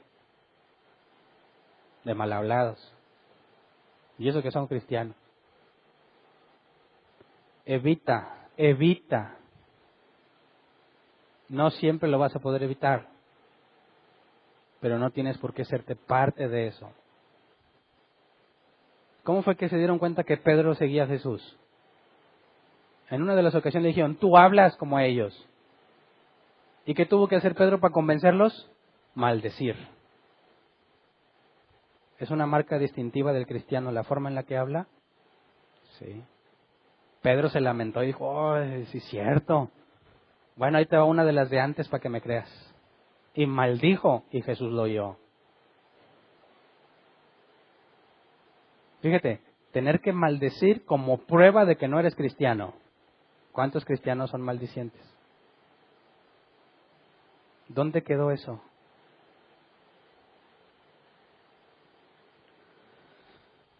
Por el contrario, que sus palabras contribuyan a la necesaria edificación y sean de bendición para quienes escuchan. No agravien al Espíritu Santo de Dios con el cual fueron sellados para el día de la redención. Abandonen toda amargura, ira y enojo, gritos y calumnias y toda forma de malicia. Más bien sean bondadosos y compasivos unos con otros y perdónense mutuamente, así como Dios los perdonó a ustedes en Cristo. ¿Te fijas qué tan complicado es hacer esto? ¿Cómo está resumiendo Pablo la vieja y la nueva naturaleza? Esta nueva naturaleza se ve en pequeños actos que hacen una enorme diferencia en el individuo. Cómo habla, qué hace cuando se enoja, cómo dice la verdad. Es todo. Si tú haces esto, de aquí se derivan un montón de cosas que jamás harías. ¿Verdad? Pero solamente para los que nacieron de nuevo esto es posible. Por eso en la relación unos con otros, en la congregación, empiezas a ver quién es quién. ¿Quién eres tú? ¿De qué lado estás? ¿Comprendes tu problema? ¿Se te concedió arrepentimiento hoy? ¿O dices, no, Bernán, eso no se puede? Eso es extremismo religioso. Relájate, las cosas son más tranquilas. Poco a poquito vamos ahí cambiándole. No te engañes. ¿Eres o no eres? Tu seguridad no sirve para nada si no lo puedes comprobar con tus hechos. Por favor, déjanos ver tus obras. Las necesitamos. Necesitamos gente honesta. Gente que se enoja y busca arreglarlo de inmediato. Gente que evita las conversaciones obscenas. Gente que cuando habla busca edificar. Cuando habla y habla de bendiciones porque tiene su mente llena de eso. Por consecuencia lee la Biblia. Trata de vivirla. A ese con gusto le llamo hermano. Mi hermano en Cristo. Porque sé que no importa lo que pase en su vida, Dios lo va a sostener en pie. Pero por favor no seas hipócrita. Podrás engañarnos a nosotros, pero a Dios no. Cada vez somos más aquí. Dios sigue agregando gente. Decimos, todos son bienvenidos. ¿Verdad? Deseamos que Dios te conceda arrepentimiento. Queremos ver tus obras. No te esmeres en hablarme religiosamente. Ya me la sé esa. Ya he visto demasiadas. Ya no las creo. Mientras más sofisticado quieras ser a la hora de hablar conmigo, más me vas a hacer dudar de ti.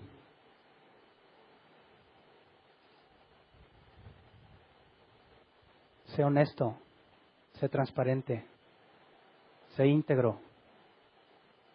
Háblame como tú eres. No trates de apantallar a nadie. No trates de aparentar algo. Sé como tú eres. Si tú eres hijo de Dios, todos vamos a saber que eres hermano nuestro. No tienes que decir, oye, Hernán, hoy leí mucho la Biblia. No, cuando te oiga hablar, me doy cuenta. Cuando me digan lo que dices, porque también me dicen, me doy cuenta. Cuando veo lo que publicas, me doy cuenta. El que es hijo de Dios sabe que es una carta abierta, ¿verdad? Dice, aquí está, examíname. ¿Vas a encontrar errores? Sí. No me preocupa eso.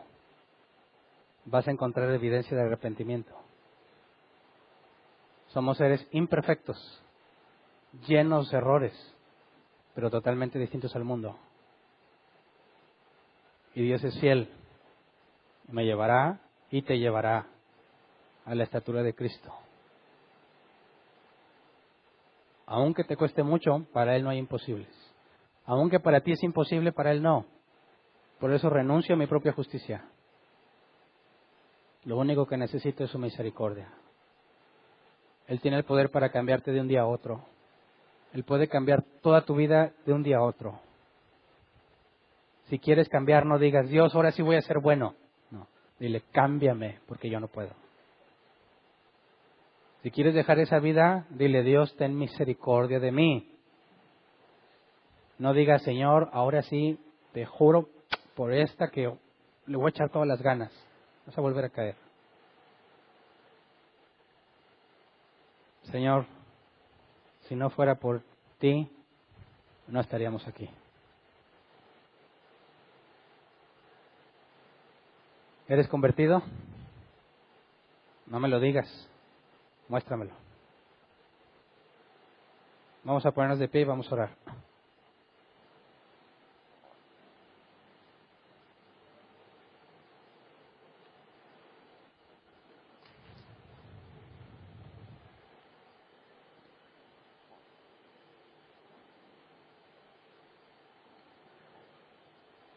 Hace poquito se agregaron un buen número de personas a la membresía de la iglesia.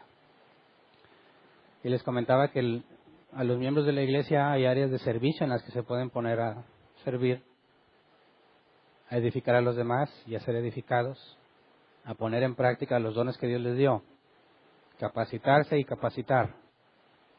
Bueno, hay muchos que no están haciendo nada y se dicen miembros. Quiero que reflexiones. Si tú no estás haciendo nada y te dices cristiano y te dices miembro de la iglesia, ¿dónde está tu evidencia? Por favor, no sigas viviendo así. Toma una decisión. ¿A quién vas a servir?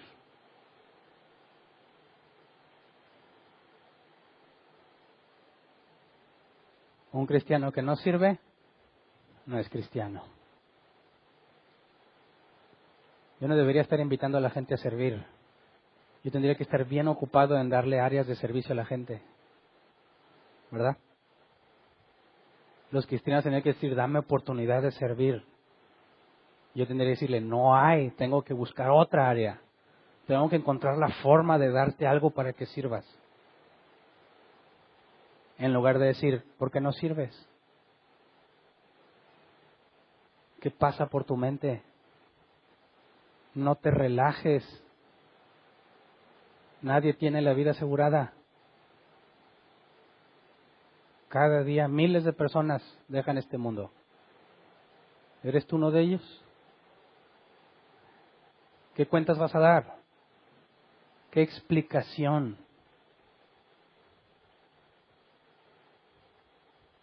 Nada está oculto a los ojos de Dios. Si tú no conoces a Dios, lo mismo para ti. Él va a juzgarte. Y vas a ser hallado culpable. No hay escapatoria.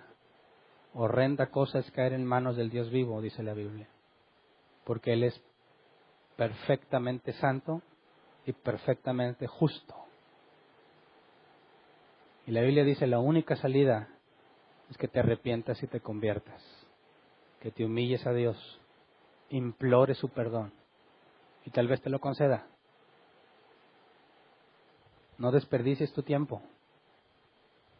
No desperdicies tu vida. Necesitas ir a Él.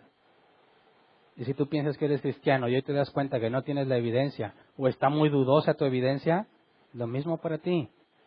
Buscad a Dios mientras pueda ser hallado. No regreses a tu vida tal como era. Si Él ha tenido misericordia hasta hoy, no es garantía de que la tenga mañana. Así que no pretendo asustarte, pretendo enterarte de lo que la Biblia enseña. Es mi responsabilidad, ya sea que conozcas a Dios o no lo conozcas, tengo que enseñarte y decirte esto claramente. ¿Cómo sabes si eres hijo de Dios? Porque le obedeces. Así que vamos a orar, Señor. Gracias, porque sabemos que nuestra justicia, Señor, es trapo de inmundicia para ti. No queremos nada de lo que nosotros podemos hacer, porque sabemos que de nosotros no procede nada nada bueno. No quiero confiar en mis propias obras, Señor. No quiero tratar de ganarme la salvación. Sé que no la puedo obtener bajo ningún medio. No hay nada que pueda hacer para adquirirla, Señor. Por eso lo único que tengo es clamarte misericordia. Clamar misericordia ante ti, Señor. Tú tienes misericordia de quien decides tenerla, Señor. Hoy queremos pedirte, Padre, que tengas misericordia de nosotros, porque sabemos que hemos hecho las cosas mal.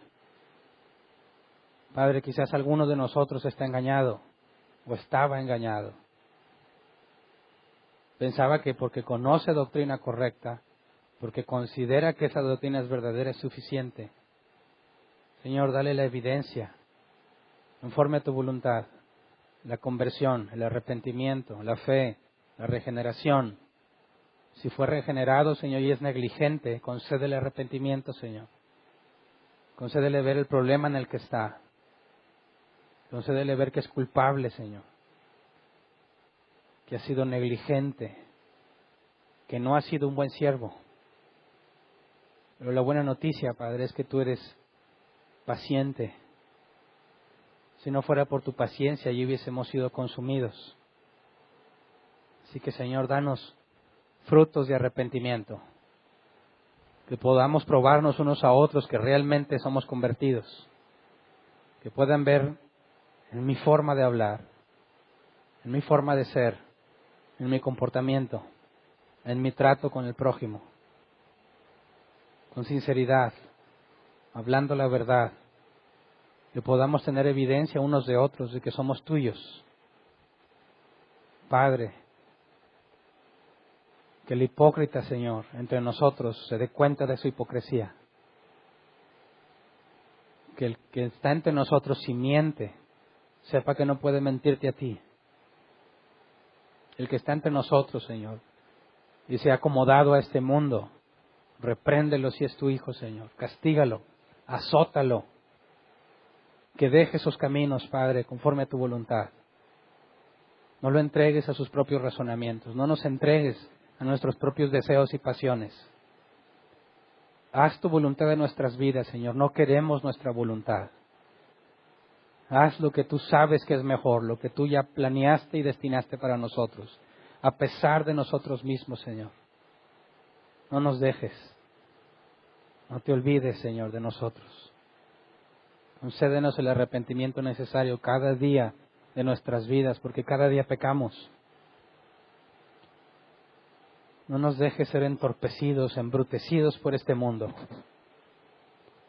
Concédenos la luz de tu palabra, Señor, la luz de tu entendimiento, la sabiduría que solo proviene de ti, para escapar de las trampas de este mundo, de los engaños de la riqueza y del bienestar, de los engaños de la prosperidad, de los engaños de una falsa justicia, de una falsa fe. Padre, concédenos no vivir engañados. No queremos ser de aquellos que traten de reclamar que te conocían. No queremos escuchar de ti, apartados de mí, hacedores de maldad. Queremos escuchar las palabras que tú dijiste que escucharían los siervos fieles. Bien, buen siervo y fiel, en lo poco fuiste fiel, en lo mucho te pondré. Entra en el gozo de tu Señor. Ese es nuestro anhelo, Señor, aunque lo hayamos perdido todo por ganarte. Aunque no nos quede nada, Señor, en este mundo, que podamos oír tus palabras. Buen siervo y fiel.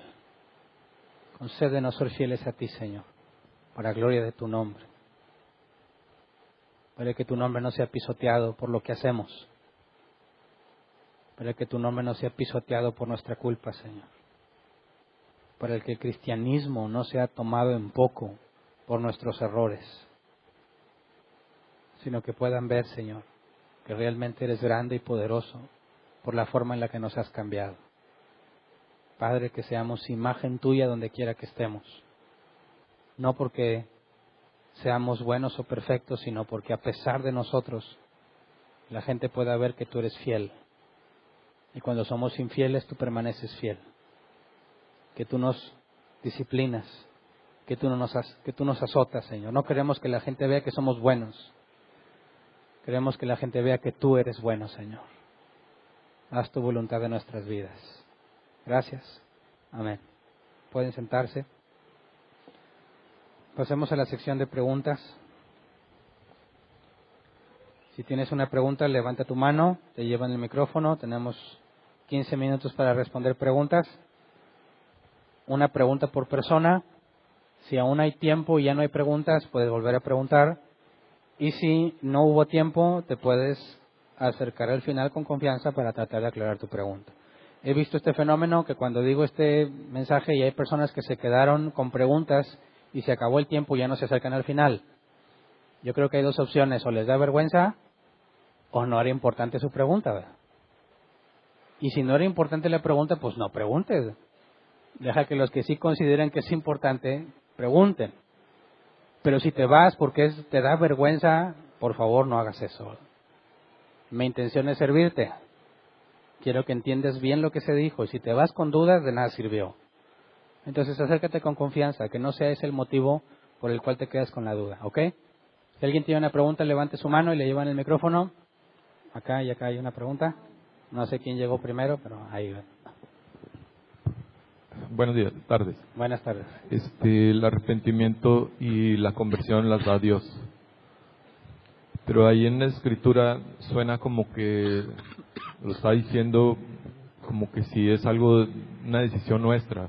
Dice, arrepiéntete y conviértete. Sí, o sea, es decir, cuando hablemos de la predicación, ese es el llamado externo, ¿verdad? Eso es la predicación a todo mundo. Todo mundo debe escuchar el llamado a arrepentirse. Es la orden que Dios encomendó para todos. Pero cuando vimos el llamado, vimos que internamente algunos van a ser atraídos hacia Dios. Van a ser regenerados. Y eso implica ahora que su voluntad está de acuerdo a lo que Dios está haciendo con ellos. Entonces, efectivamente, ellos voluntariamente buscan el arrepentimiento. Voluntariamente buscan la conversión. Pero no proviene de ellos, sino que les fue dado. El hecho de que ellos la estén buscando es la consecuencia de que se les fue dada. ¿Me explico? Sí, no es sinergia. No es sinergia aquí. Todo lo ha concedido Dios. La sinergia viene en la santificación, ¿verdad? Y como todo esto es instantáneo, ahí no cooperaste, no trabajaste nada para con Dios. Es un momento en el que Dios lo hizo todo y a partir de ahí empiezas a caminar y a buscar la santidad. Y ahí ya se requiere sinergia. Y ahí es cuando tienes la fuerza para rechazar lo que antes hacías. Sí, lo que Pablo dijo es que ya no eres esclavo del pecado, es decir, tienes la capacidad de decir no al pecado y porque el Espíritu Santo está en ti y eres nueva creación, lo vamos a ver más adelante, la perseverancia, Él es quien te sostiene para que cumplas lo que Dios quiere que cumplas. Ok, gracias. ¿Alguien más? Buenas tardes. Buenas tardes. Yo me quedé pensando, en donde dice que no se ponga el sol con tu enojo, ¿verdad? Para los cristianos, o sea, lo entendí, tratar de aclararlo el mismo día y todo. Pero qué tan comprometido o qué tan obligatorio sea para los que o sea, el compromiso de nosotros como hijos de Dios, que conocemos la palabra, pero el convivir con personas que no conocen la palabra de Dios, entonces, ¿qué tanto compromiso tengo yo para hacer eso con las personas que no conocen? Qué bueno que preguntas eso, ¿verdad? Porque hay quienes quieren trasladar esto a la vida diaria con los no creyentes, ¿verdad? Y se la pasan diciéndole a todo mundo lo que está mal porque son honestos, pero eso es equivocado.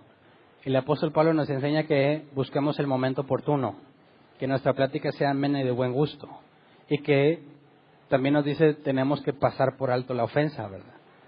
Hay un proverbio también que nos dice que si tú reprendes al sabio, se hará más sabio, pero si reprendes al necio, terminará odiándote. Entonces, no estamos llamados a señalar los pecados del mundo, sino con plena honestidad entre nosotros señalárnoslo. Pero con los de afuera, la plática es totalmente distinta. Imagínate cómo es que Jesús estaba rodeado de gente pecadora y disfrutaban de la plática de Jesús. Jesús no participaba en sus malas obras, ¿verdad? Jesús les hablaba del reino de Dios porque sabe que es imposible que ellos tengan por sí mismos la capacidad de cambiar. Entonces no te sirve amonestarle, oye, ese está pecado, tienes que cambiarlo, porque a ellos ni siquiera les interesa dejar de pecar. nuestro enfoque siempre debe ser en buscar la oportunidad para tratar de llevarlos al conocimiento del Evangelio.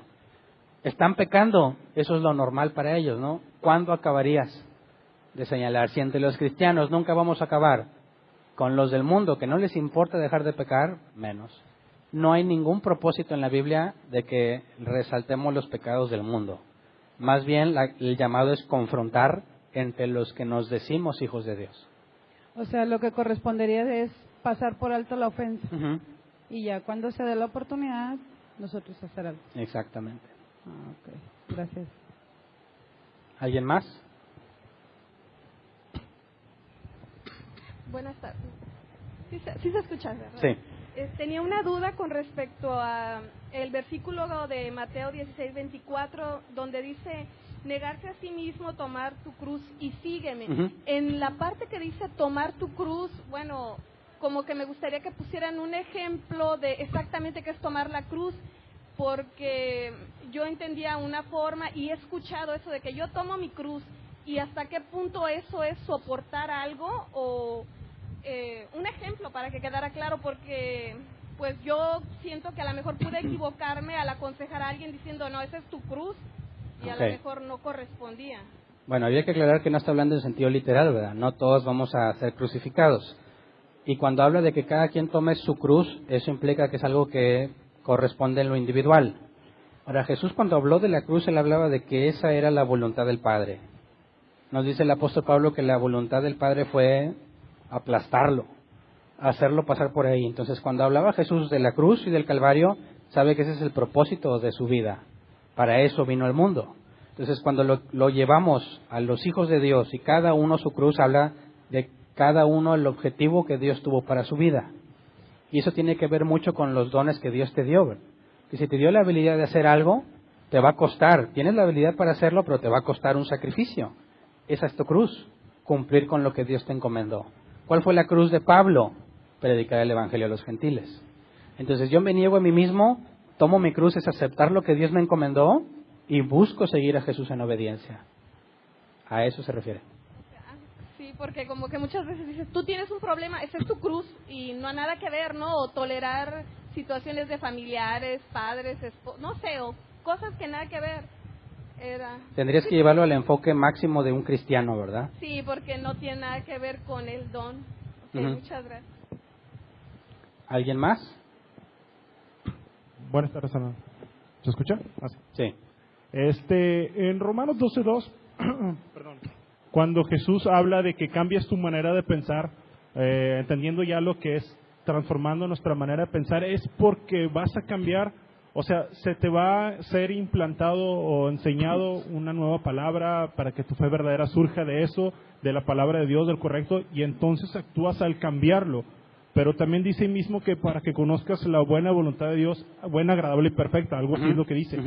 Pero muchas veces la voluntad de Dios en la vida de los hijos de Dios pues no parece que fuera así, ¿verdad? Porque si no, a veces se nos ha enseñado que la voluntad de Dios pues es lo bueno en todo, cuando sabemos que tenemos que ser obviamente corregidos, pasados por alguna dificultad para que podamos ver cuál es la voluntad de Dios. Okay. Bueno, dice que te transformes mediante la renovación de tu mente. Es decir, no es algo que tú hiciste que te renovaste, no, sino de que ya que fuiste renovado, te transformas en base a esa nueva mentalidad. Cuando Dios te cambió tus deseos y tus afecciones y todo, debes de basarte en eso para seguir el impulso que el Espíritu Santo te da a hacer lo correcto. Entonces, mediante la renovación vas a ser transformado. Y cuando habla de la voluntad buena, agradable y perfecta, aquí tendría que preguntarle, ¿es buena, agradable y perfecta a los ojos de quién? ¿De Dios o nuestros? Bueno, se entiende desde la perspectiva divina. Y lo que es bueno para Él, quizás no me parezca muy bueno para mí en este momento, ¿verdad? Si tú ves el Calvario de Cristo, ¿verdad? Y dice, no, pues es bueno que Cristo pase por ahí. Y dices, bueno, pues si tú fueras Cristo dirías, oye, pues estás a mi favor o en mi contra, ¿verdad? El hecho de que mataran a Esteban a pedradas, ¿era bueno? A los ojos de Dios sí, pero quizás ahí en el momento para Esteban no se veía muy agradable. Así que la perspectiva de lo bueno, agradable y perfecto es de la voluntad de Dios. Su voluntad es buena, agradable y perfecta. Eso implica que la perspectiva de bueno, agradable y perfecto es de cómo lo ve Dios, no de cómo lo vemos nosotros. Gracias. ¿Alguien más?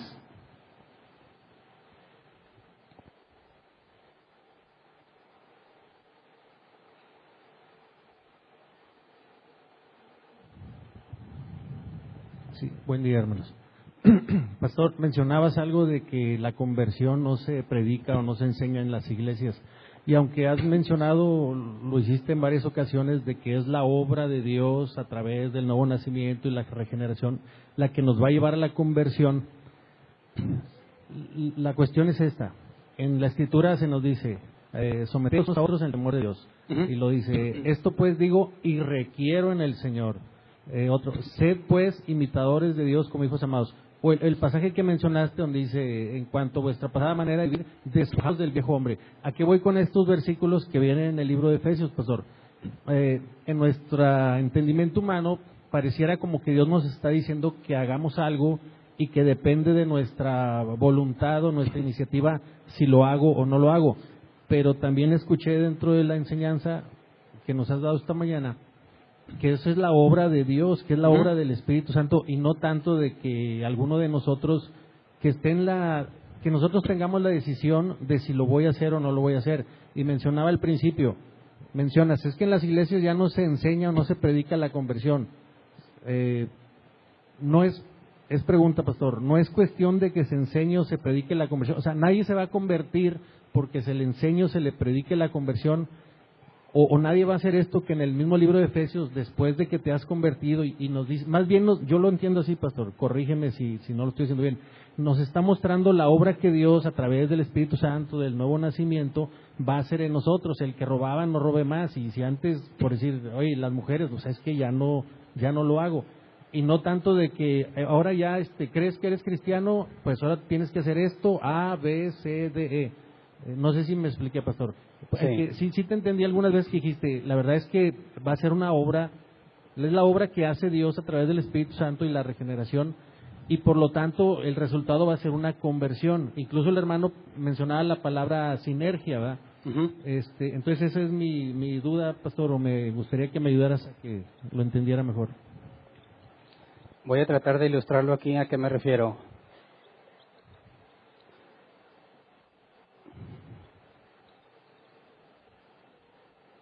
Esto de aquí sucede en un instante, ¿verdad? Es instantáneo. Tú no hiciste nada para recibirlo. Esto de aquí no requirió tiempo. En un instante cambió. Ahora, ¿qué sigue después de ahí?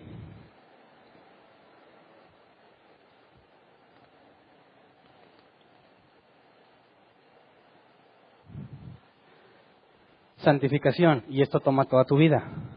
Así que cuando yo digo que la conversión no es algo tuyo, estoy hablando de esto. Es algo que proviene de Dios. Pero a partir de que este cambio sucedió, empieza esto. Y aquí se requiere que tú te esfuerces. Entonces, cuando yo hablo de que no se predica la conversión es porque si tú enseñas esto, para enseñar esto tuviste que hablar de esto, ¿verdad? Y como vimos, Pablo nos llama a dejar la antigua naturaleza y hacerlo lo bueno, lo nuevo, y nos lleva a pasos muy simples. Imagínate que aquí en toda la iglesia Dios les haya concedido esta conversión.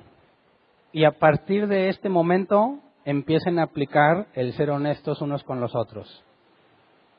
¿Habría un cambio en la iglesia? Sería un impacto rotundo.